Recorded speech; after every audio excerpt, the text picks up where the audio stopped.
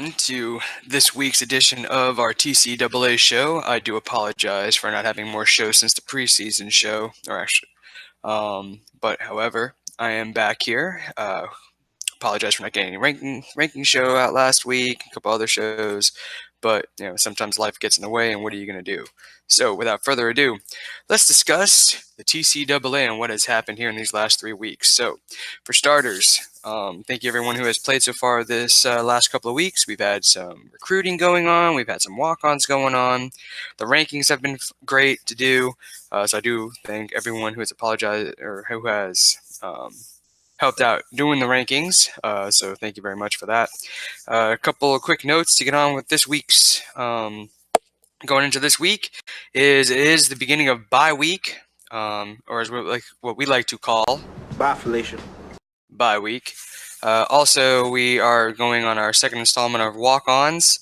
So if you have yet to send in the walk-in, I will keep checking through the system to make sure that those are still going in there.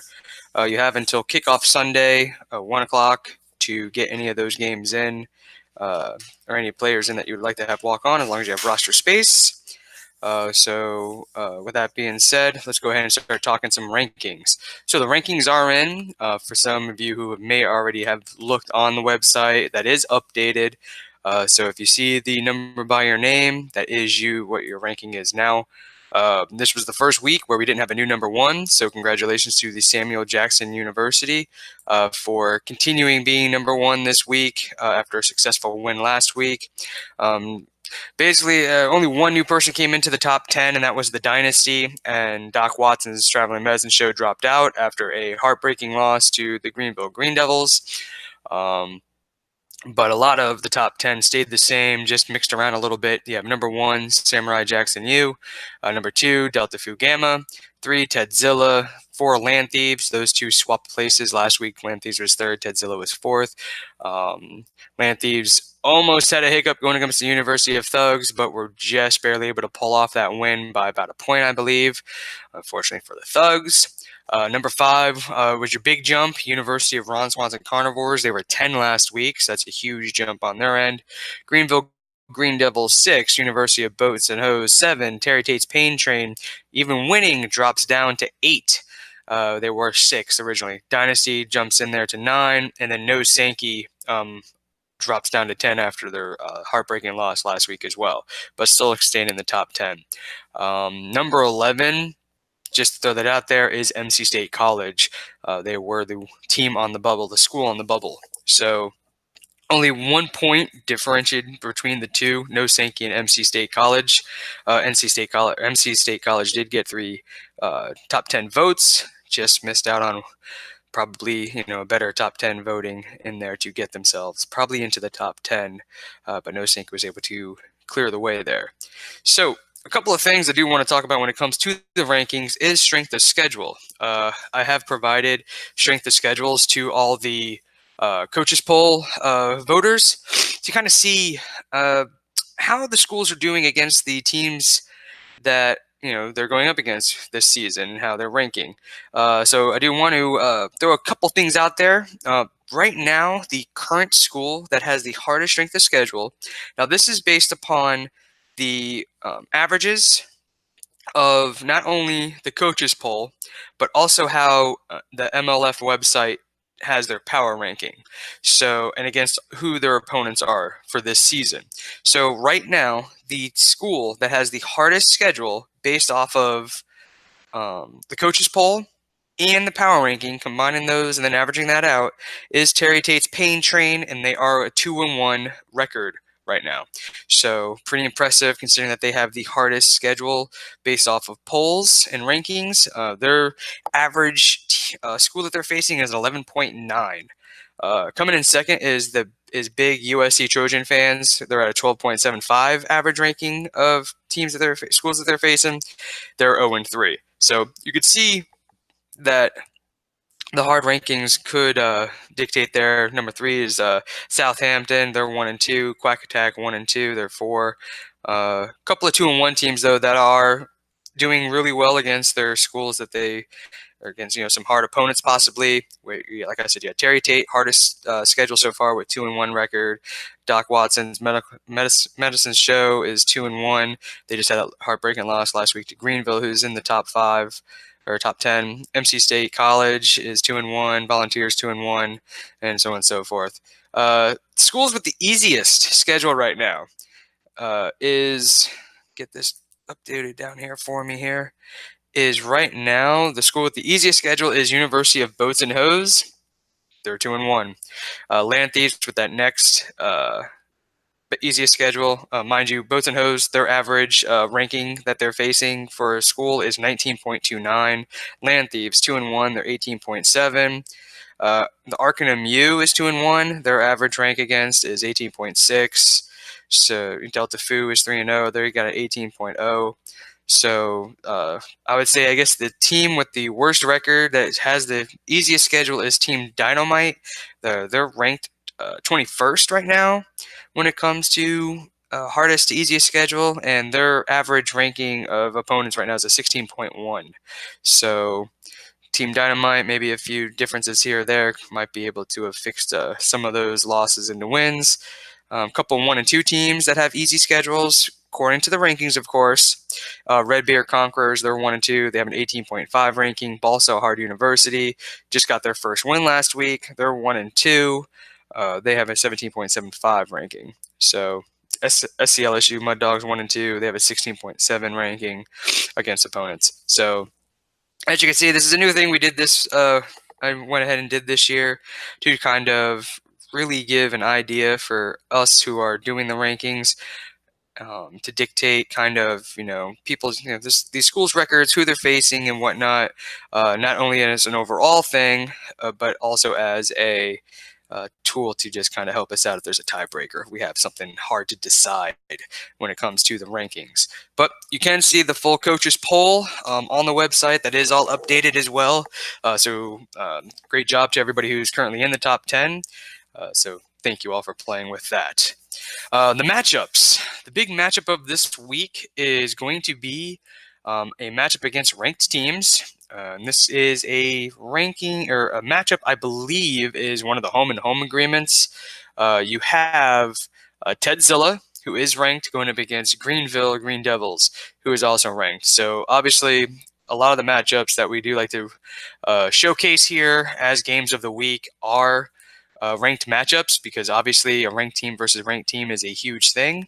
So we do have one of the biggest matchups of this week. I believe it's let me pull this stuff up here again. You have number 3, Tedzilla. They're going on the road against number 6, Greenville Green Devils.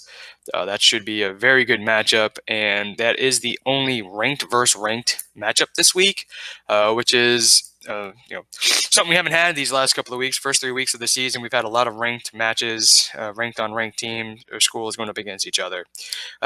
Taking a look at this, I see right now, based off of however, not everyone's probably submitted their lineup, so some of these lines may not be complete, but you have number 1, Samurai Jackson University going up against MC State College.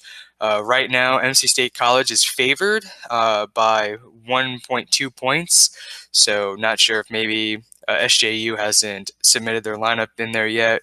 With this being the first week of buys, please, hopefully everybody takes note of that and gets their lineup set, because once the games start, you're going to lose out on, getting one of those buy players out of there. And that's also why we do the walk-ons this week, is because not everybody has paid attention to their bye weeks, and you may have 1 or 2 players in the same bye week going right now. So you don't want to have your 2 cornerbacks, let's say, on a bye week, or a couple wide receivers on bye weeks that you have, now you don't have. Maybe your depth isn't as strong, so you don't want to make sure that you've picked up somebody to replace them. It's kind of what the walk-ons are for. Sometimes it's to add depth. Sometimes it's to add one of those key players who wasn't recruited. But majority of the time, it's to kind of make sure that you're able to fill out a full schedule as the weeks go on here. So once again, you have time to submit to me who your walk-on is. Use the website, put in there if bid 1, 2, and 3. If I see bid for 1, I'm assuming that's the one you want the most. Bid 2 is second most. Third is third most. Majority of the time, very rare do the same schools go after the same player because every school has their own needs. So it hasn't happened too much where same schools have tried to go against each other, and I've had to really look at the timestamp. So once again, put it in there, 1, 2, and 3, who you're looking for. I want to keep checking throughout the weekend up until 1 o'clock on Sunday. So please get those in. Other big matchups as well to look at here. We have University of Thugonomics. They're going on the road to Telford Tornadoes. 1 and 2 Telford Tornadoes, by the way. Thugonomics still looking for that first win. That's another agreement match, I believe, going on. Another big matchup, you got number 2, Delta Phi Gamma, going up against Doc Watson's Traveling Medicine Show. Doc Watson's just dropped out of the top 10, but a solid performance against the number 2 Delta Phi Gammas would be a huge win on their books. So that's another good matchup there. Let's look at right now who the biggest underdog is. And once again, this is most likely because of lineups not being set correctly. You have SCLSU Mud Dogs. They're a 29-point favorite over Philly U. You have Land Thieves, number 4. They are a 23-point favorite over South Harmon Institute of Technology, a.k.a. shit. So let's see, any of these close matchups here. You had the one, MC State College is favored by a point, 1.2 points to number 1 Samurai Jackson U. Delta Tau Chi is a 3-point matchup against 3-point favorite over the Volunteers. University Boats and Hose, they're a 6-point favorite over Ball So Hard University. Another big matchup, underdog-wise, you have the Dynasty. They're a 28-point favorite over the Arcanum U. So those are your matchups right there. I'd like to go over a couple of surprises that we have going on right now in the league. So I'm going to give you my top 3 surprises that were good and the top 3 surprises that were bad, kind of based off of preseason predictions and stuff like that, or just things that surprise you at first. For starters, one of the big surprises right now, early in the season, however, the ACC has 4 ranked teams in them, and MC State College just missed out. They were on the bubble. They were at 11. So you have number 2 is Delta Phi Gamma. Preseason favorite, by the way, for a lot of the coaches' polls. They liked what they saw. They're 3-0, so it's not a surprise there. So we're looking at, could be a battle between number 2 Delta Phi Gamma and number 3 Tedzilla for the ACC. So good matchups there. You got number 10, then No Sankey, they're 2-1, and then also number 8 Terry Tate's Pain Train, they're also 2-1. So 4 schools right now ranked in the top 10. So right now the ACC is showing strength in conference play, or in conferences, anyway. Pac-6, they have 3 teams as well. Number 1, Samurai Jackson U. Number 4, Land Thieves. Number 6, Greenville Green Devils. Kind of not a surprise. Those are always been the top 3 teams. I mean, Samurai Jackson U came out last year out of nowhere. Quite frankly, they were a team that got taken over last year, and president there has just handled business. So it's good to see competitiveness in the Pac-6, because Pac-6 is always nice to have competitive. The Big 6 has 2 teams right now ranked. University Boats and Hose, they're 2-1, and the Dynasty 2-1. Dynasty was a preseason favorite for a lot of the schools, or for a lot of the coaches as well. So that's good. And University Boats and Hose has a great squad. They are also were a preseason prediction favorite. Who else is in this? And then you have just the one team in the SEC right now ranked, University of Ron Swanson Carnivores. There's 3-0. I would say kind of a surprise that they're the only team ranked. SCLSU Mud Dogs right now are having a down year. They're 1-2. And then to round out the rankings of surprises, just in the rankings alone, the Big East has nobody ranked right now. So that's kind of disappointing. Only 2 teams are right now above 500. So right now the Big East is kind of your weakest division, I might go ahead and just say, which is disappointing considering that it's my division and I'm 0-3. So that's also disappointing. So there's some of your good there, the rankings of how that all works, and a little bit of the bad. Some other good showings right now, obviously, is Patrick Mahomes is helping lead some of these teams. So he's a little darling for some of the schools that had picked him up either last year or this year or last year through recruiting or through the draft. So that's always good to see. A couple other surprises. Delta Fu Gamma is a surprise, even though they are 3-0. They were a preseason favorite, but that's still a surprise that they are 3-0. Some other surprises you could say are, let's see here. Delta Tau Chi in the Big East, they're 1-2. That's usually a powerhouse in the Big East, but that's a surprise there. That's a bad one of the surprises. I feel like Drew will get that team or that school turned around here shortly. Plenty of season left, but that's kind of one of the bad ones. Delta Tau Chi is usually one of the bigger teams in the Big East. Obviously, Thugonomics, I'm not happy that we're 0-3. We've had a bunch of heartbreaking losses last week. Should have upset Land Thieves and just didn't pull it off at the end. First week, just got shelled by No Sankey. What are you going to do on that aspect? But plenty of season left on that front. A couple other surprises with SEC Conference. That's the LSU Mud Dogs. Like I said, they're 1-2. They only just got their first win last week. Vesta Tech, they're 1-2. They've lost 2 games in a row. So a couple teams that are usually up at the thick of things in that conference. So last year, I think Quack Attack even won the SEC. Right now, they're 1-2. So still a lot of games to play here, but it'll be good to see how the rest of the season shake up. So those are kind of your surprises, the goods and the bad. With how these schools are doing and how some of the rankings are looking right now. We got your matchups for the week. Tedzilla, game of the week, traveling to hell to face the Greenville Green Devils. So as we close up today's show, trying to do these shows in like a 30-minute type of thing. So hopefully it'll last 30 minutes here. Once I do some editing as well is what I'm going to do. Try to get back to editing some of these matchups or some of these shows. So that way I can turn some of these out and not be too difficult to flip them and add my special effects I like to do for sounds and stuff like that, because I do want to get back into that.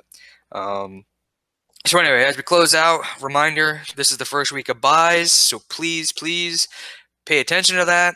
If you need a walk-on and you have the room, let me know. Put your walk-ons in. If you need to move somebody to the injured reserve to make room on your roster, let me know. So we can make sure that your roster is ready and set for this weekend. Speaking of injured reserve, next week, so will be the awarding of blue shirts to injured players. So with that being said, so anybody who is listed as IR or out or the PUP list, they are available for a blue shirt, which puts them out for the entire season. You cannot use them no matter if they get healthy and they're ready to go next week. You are basically saying you want to shut them down for the year. So please remember that. If you decide to put a blue shirt on a player after this week and you have up until kickoff on Sunday of week 5 to put a player on, or technically you have until kickoff. So if they get into the Thursday game and they get injured that Thursday game, you cannot award them a blue shirt because week 5 has started. But you do have up until any of your players start their game for week 5. So if you miss out on the Thursday night game, if they get injured, they do not count for a blue shirt. You have to do it before they play their game. They cannot be injured during week 5. So I want to stress that very, very much right now. But once again, if you put somebody on a blue shirt and then they are deemed healthy for week 5, for week 6, for conference play, no matter any of those weeks, it does not matter. You are stating you do not want them playing for the rest of this year. You cannot burn a blue shirt. The blue shirt stays with them automatically. JUCO players, they are available for blue shirts. You are allowed to blue shirt a JUCO player. That's the only specialty that they get. You cannot redshirt them. So they're only expected to be a 2-year player only. They don't transfer out. They don't do anything of that nature. They'll transfer if you don't have a scholarship on them, but they don't leave early or anything like that. They're a 2-year at least player. Well, they can leave early. I'm sorry about that. They can leave early. They're just a 2-year player at most. Unless they're blue shirted, you can't redshirt them. So that's kind of the gimmick for the JUCO players. That's why they're walk-ons. They're just there to help you for a small period of time, and then they go back into the pool in a couple of years. So once again, I want to thank everyone who has played so far this season. Some new faces. I love getting the new faces into this season. Thank you to all the coaches who are participating in the rankings. Would love to have everybody participate, but I understand it is time consuming because you have to basically do it from the ending of the Monday night game and turn it around within basically 48 hours to submit your rankings in so we can have them ready by Thursday's games. We have the bye week. Please pay attention to your lineups. Get those lineups set. I cannot go back and fix that if you forgot to move out a bye player. So please, please, please get your lineup submitted without bye players. If you have to submit because of a bye player, that is fine. If your depth isn't there yet, but that's kind of why we have the walk-ons. So please get those walk-ons in as well. So blue shirts start the next week, so kind of think about that. If you guys have any questions, please feel free to message me on the app, text message if you have my phone. I'm always here to help everybody. A lot of the teams already will help others, all the other school presidents. They'll help each other as well on the band app. A lot of the times, before I even see the comment, I already see that it's been answered by somebody else, which is great. I love that aspect that everyone's helping each other.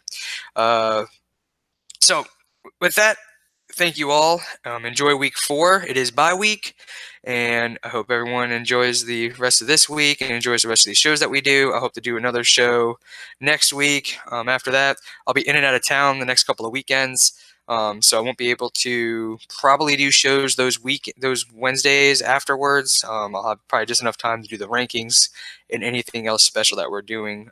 Recruiting will be coming back up again week 6.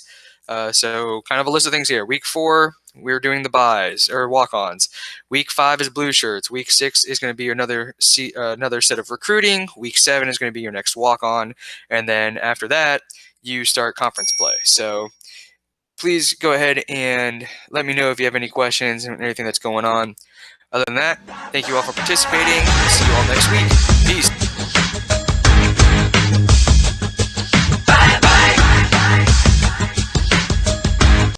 Bye, Felicia.